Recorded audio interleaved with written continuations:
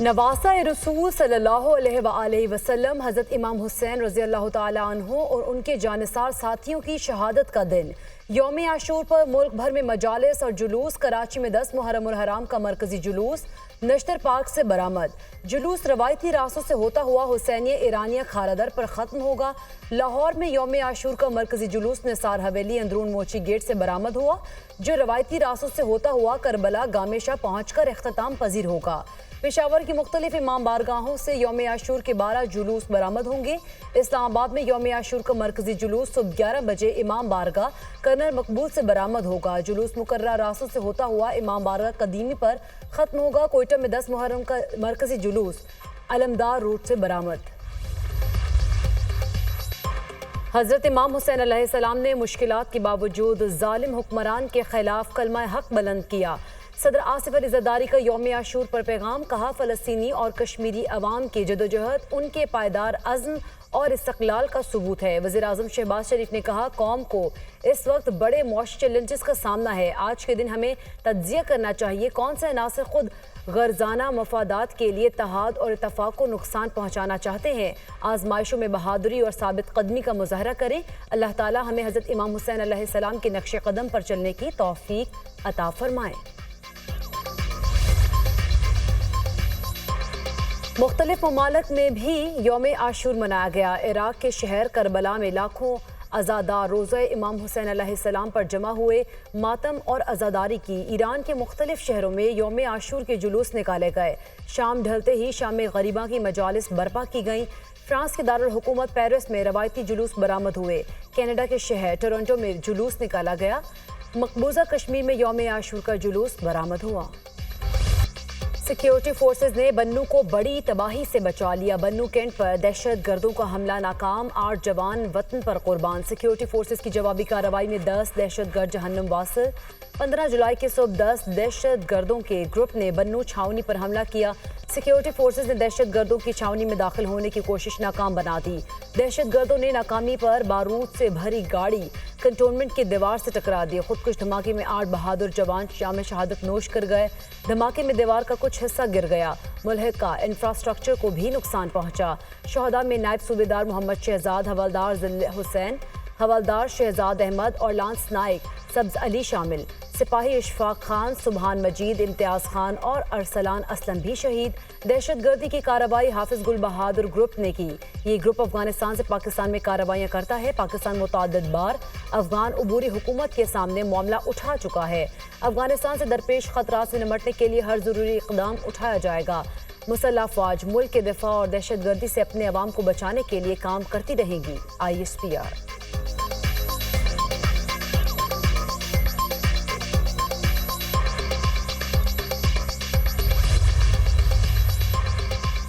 دہشت گردوں کے حملے میں شہید جوانوں کی نماز جنازہ بنوں چھاؤنی میں ادا کر دی گئی۔ نماز جنازہ میں پاک فوج کے سینئر افسران، جوانوں، شہریوں، شہداء کے لواحقین کی شرکت۔ شہداء کو مکمل فوجی اعزاز کے ساتھ آبائی علاقوں میں سپرد خاک کیا جائے گا۔ شہداء کی عظیم قربانیوں کی صورت رائے گاہ نہیں جانے دی جائیں گی۔ ISPR۔ شہید حوالدار شہزاد رانا وادی نیلم میں مکمل فوجی اعزاز کے ساتھ سپرد خاک۔ پاک فوج کے جوانوں نے شہید کے جسد خاکی کو سلامی پیش کی۔ امریکہ کا دہشت گردی کے خلاف پاکستان کے اقدامات اور قربانیوں کا اعتراف۔ فوجی جوانوں کی شہادت پر افسوس کا اظہار۔ ترجمان امریکی محکمہ خارجہ میتھیو ملر کہتے ہیں پاکستانی عوام نے دہشت گردی سے بہت نقصان اٹھایا۔ اس ناسور کا خاتمہ پاکستان اور امریکہ کا مشترکہ مفاد ہے۔ امریکہ کئی معاملات میں پاکستان کے ساتھ مل کر کام کر رہا ہے۔ امریکہ پاکستان کی معیشت بہتر کرنے کے لیے بھی کوشاں ہے۔ طالبان اپنی سرحدیں دہشت گردی کے لیے استعمال نہ ہونے دیں۔ علاقائی سلامتی کو لاحق خطرات سے نمٹنے میں پاکستان کے ساتھ ہیں۔ میتھیو ملر کی واشنگٹن میں پریس کانفرنس۔ ترجمان پینٹاگون کا پاکستان میں دہشت گرد حملوں میں شہادتوں پر اظہار افسوس۔ جنرل پیٹرک رائڈر نے شہداء کے اہل خانہ سے اظہار تعزیت بھی کیا۔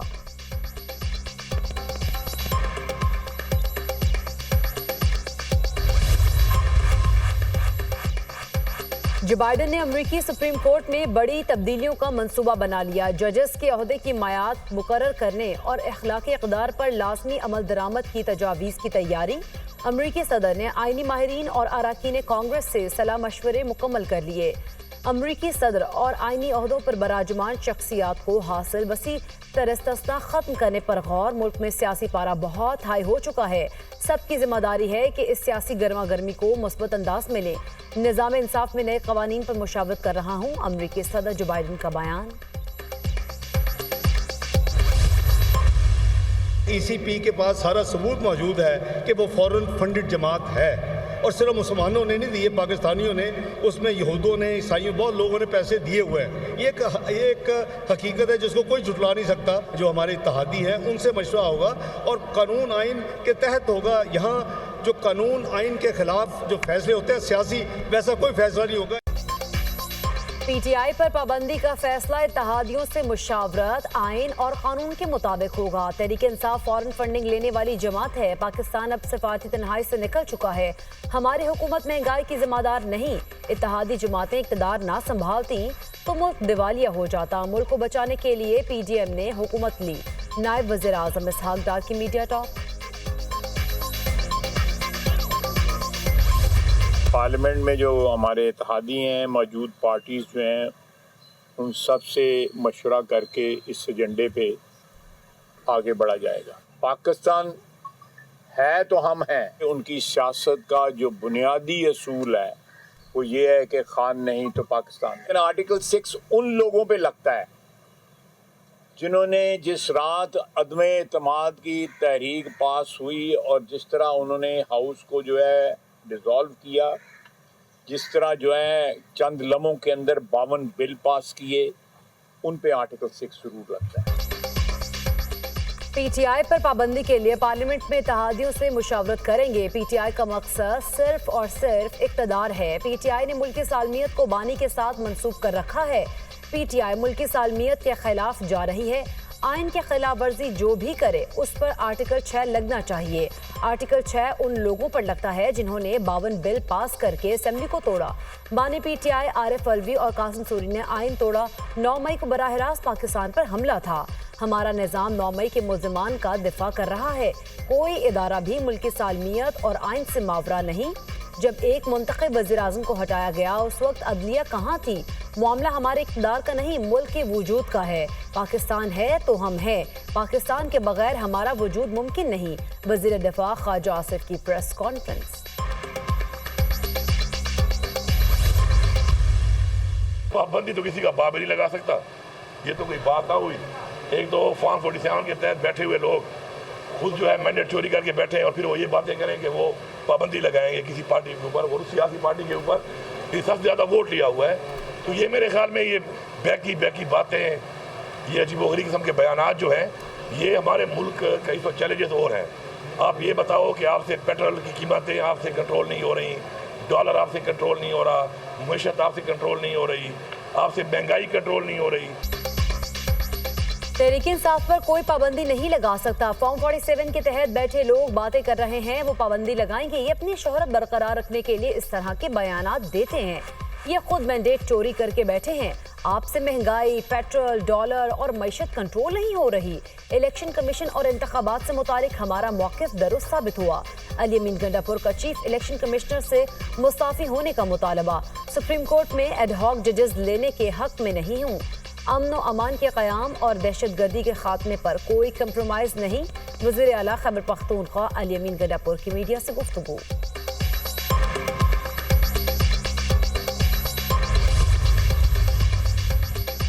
دہشت گردی کی حالیہ لہر سے خیبر پختونخوا کے عوام کا خون بہہ رہا ہے۔ صوبائی حکومت پر دہشت گردی کی ذمہ داری ڈالنا وفاق کی ناکامی کا ثبوت ہے۔ خواجہ آصف کے بیانات شہداء کے ورثاء کی دل آزاری کا سبب بن رہے ہیں۔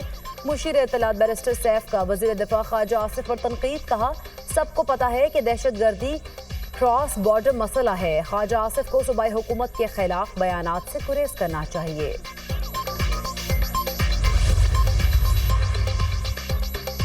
2018 اور موجودہ انتخابات کے نتائج نے مداخلت کا پول کھول دیا ہے۔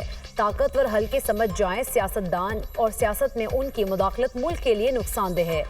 عزم استحکام خیبر پختونخوا کے علاقوں میں بے چینی میں اضافہ کرے گا۔ مولانا فضل الرحمان کی گفتگو۔ جمعیت علماء اسلام کی صوبائی مجلس سے عاملہ کا اجلاس۔ JUI سربراہ مولانا فضل الرحمان کی خصوصی شرکت۔ ملکی مجموعی صورتحال پر تبادلہ خیال۔ कमर तोड़ महंगाई, अमनो अमान की सूरत-ए-हाल और दीगर उमूर पर आइंदा के लाइहा अमल पर गुफ्तगू। 10 अगस्त को मर्दान में किसान कन्वेंशन, 11 अगस्त को पेशावर में ताजुरान कन्वेंशन का फैसला, 18 अगस्त को लकी मरवत में अमन जिरगे के इनेकाद का भी फैसला।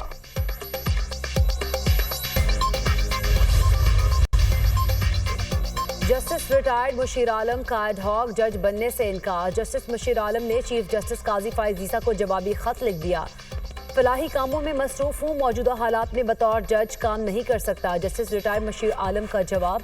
जस्टिस रिटायर्ड सरदार तारिक मसूद और जस्टिस रिटायर्ड मजहर आलम मियां खेल ने एडहॉक जज सुप्रीम कोर्ट तैनाती पर रजामंदी जाहिर कर दी। जस्टिस रिटायर्ड मकबूल बाकर ने ताहाल रजिस्ट्रार सुप्रीम कोर्ट को जवाब नहीं दिया।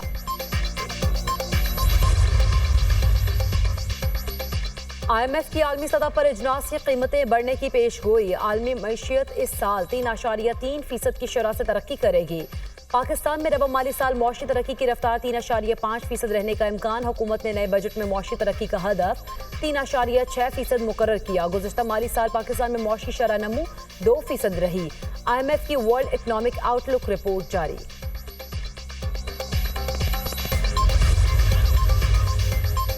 लाहौर समेत पंजाब के मुख्तलिफ इलाकों में बादल बरसने की पेशगोई। कराची, थरपारकर, उमरकोट में बारिश का इम्कान। इस्लामाबाद, बालाई खैबर पख्तूनख्वा में भी बारिश मुतवक्के।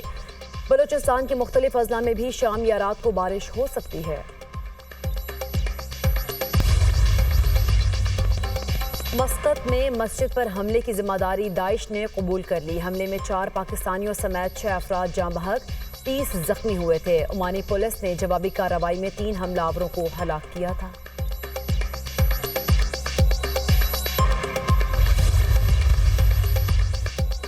अमेरिका के Democrat senator Bob मेनेटेस corruption case में कसूरवार करार।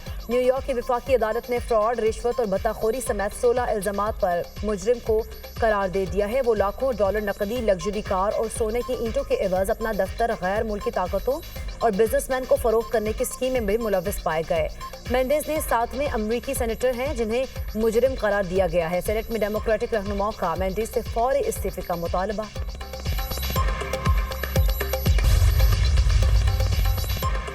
डोनाल्ड ट्रंप के नायब सदारती उम्मीदवार J.D. वेनिस की बरतानवी हुकूमत पर तनकीद। कॉन्फ्रेंस के दौरान कहा, लगता है लेबर पार्टी बरतानिया को अगला इस्लामी जौहरी मुल्क बना देगी। J.D. वेनिस ने कहा, आइंदा जौहरी हथियार हासिल करने वाला हकीकी इस्लामी मुल्क बरतानिया होगा क्योंकि वहाँ लेबर पार्टी की हुकूमत आ चुकी है। कॉन्फ्रेंस में बरतानवी कंजर्वेटिव जमात की भारतीय नजात साबिक बरतानवी होम सेक्रेटरी सिबिला ब्र्यूमन में भी शरीक हुए थे, जो रवां साल फरवरी में बयान दे चुकी हैं कि इस्लामिस्ट लोग अब बरतानिया के करता धरता है। बरतानिया की नायब वज़ीर आज़म एंजेला रेंस ने कहा है कि J.D. वेनिस ने माजी में भी बहुत सी चौंका देने वाली बातें करते रहे हैं। बरतानवी हुकूमत किसी भी अमरीकी इंतजामिया के साथ काम कर सकती है।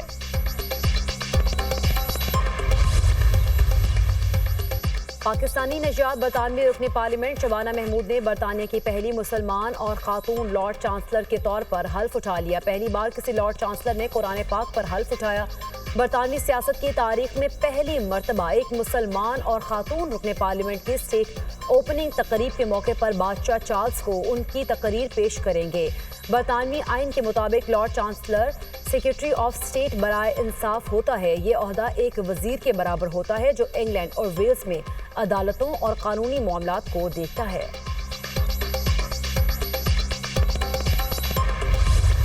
गजा में काबिज इजरायली अफवाज की वहशियाना कार्रवाइयाँ जारी। नसरात, खान यूनस, जबालिया और दीरुल बलाह के अतराफ में हमले। 5 रोज़ में इजरायली फौज ने दर्जनों पनाहगुज़ीन कैंप्स और अक़वाम मुत्तहिदा के स्कूल्स को निशाना बनाया। 5 दिन से जारी हमलों में 300 से ज़ायद फ़लस्तीनी शहीद, 800 से ज़ायद ज़ख्मी हुए।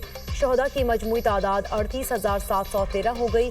89,166 फ़लस्तीनी ज़ख्मी हैं। गुज़िश्ता हफ्ते में होने वाले हमले अब तक के सबसे खूनरेज़ हमले हैं। गजा में कोई मकाम महफूज नहीं रहा। इजराइल हमले बंद करे, एंटोनियो गुतेरेस की अपील। सऊदी काबीना की गजा में इजरायली जंग की मजम्मत। सऊदी वली अहद शहजादा मोहम्मद बिन सलमान की ज़ेर सदारत काबीना का इजलास। गजा में फौरी और मुस्तकिल जंग बंदी और मकबूजा फ़लस्तीनी इलाकों में शहरियों को तहफ़्फ़ुज़ फराहम करने के मुतालबे का अयादा। سعودی ولی عہد محمد بن سلمان سے امریکی سینٹ کی خارجہ کمیٹی کے سینیٹر کرس وان ہالن نے ملاقات کی۔ دو طرفہ تعلقات، تعاون کے پہلوؤں کا جائزہ اور مشترکہ دلچسپی کے کئی امور پر تبادلہ خیال کیا گیا۔